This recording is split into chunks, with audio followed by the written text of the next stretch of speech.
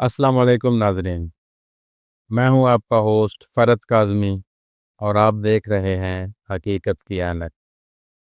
آج بات کریں گے تقوی کے موضوع پر کہ تقوی کیا ہے، اس کا مفہوم کیا ہے، کیونکہ تقوی کے احکامات ہیں کہ تقوی اختیار کرو، اور اللہ بھی قرآن میں کہتا ہے کہ ھدی للمتقین، یہ ہدایت متقیوں کے لیے ہے۔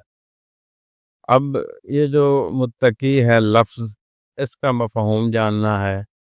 جب ہمیں اس کا مفہوم ہی نہیں پتہ ہوگا تو ہم اختیار کیسے کریں گے، اس پر عمل کیسے کریں گے؟ اس لیے سب سے پہلے ضروری ہے کہ پتہ چلے کہ یہ تقوی ہوتا کیا ہے۔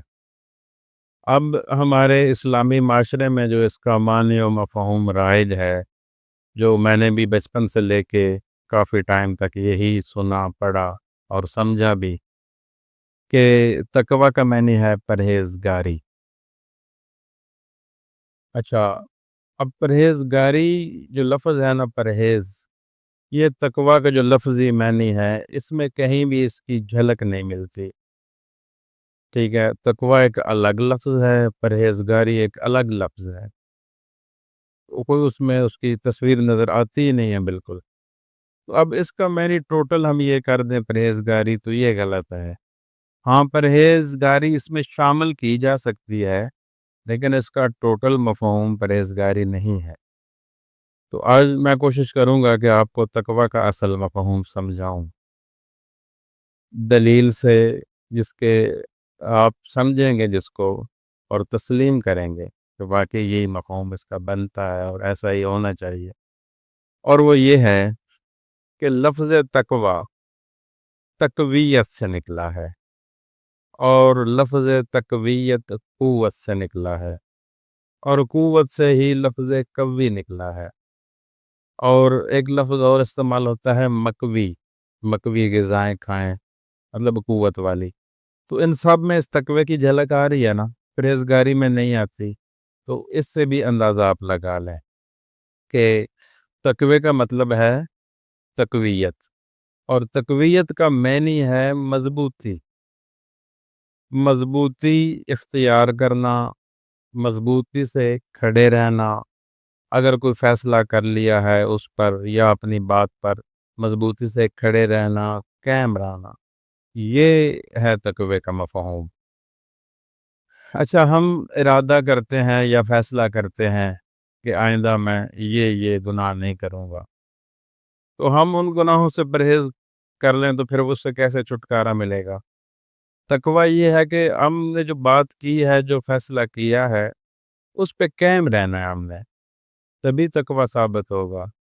اب پرہیزگاری صرف اگر اس کو لے لیں تو پرہیزگاری، اب دیکھیں کہ موسمی تغیرات سے بھی پرہیزگاری ہوتی ہے، اور ٹریفک سے بھی پرہیزگاری ہوتی ہے جہاں پہ رش ہوتا ہے۔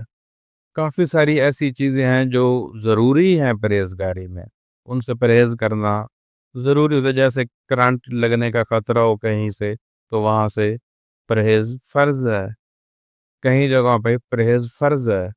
تو پھر وہ چیز تو سامنے نہ آئی نا، یعنی کہ ہمیں بچنا ہوتا ہے اس سے، تو یہ اس طرف ہمیں مائل کر رہا ہے تقوی کا مفہوم، اگر پرہیزگاری لیا جائے تو اس کا اصل مفہوم جو ہے، جو مکمل ہے اور سمجھ میں آتا ہے اور اس کو اختیار بھی کیا جا سکتا ہے، وہ یہی ہے کہ تقوی کا مطلب ہے تقویت، قوت، مضبوطی، مضبوطی سے اپنی بات پہ، اپنے فیصلے پہ کھڑے رہو، اور کسی قیمت پر پھر نہ ہٹو، بھلے سر کٹ جائے۔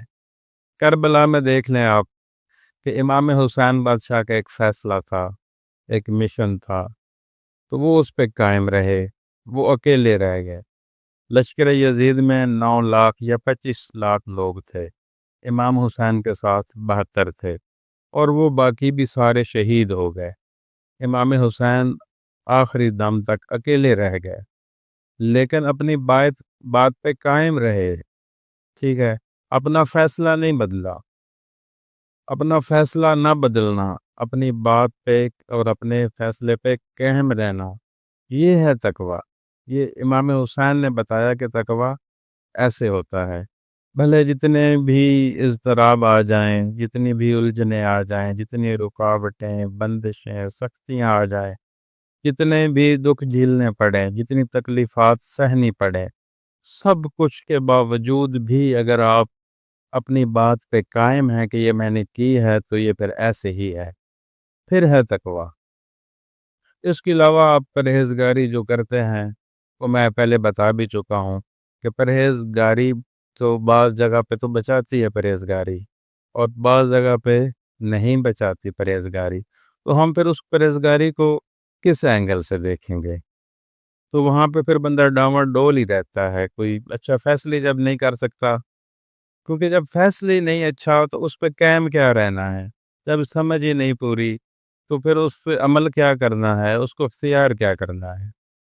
اس لیے کوئی بھی بات ہو، کوئی بھی علم ہو، کوئی بھی عمل ہو، اس کو پہلے سمجھیں۔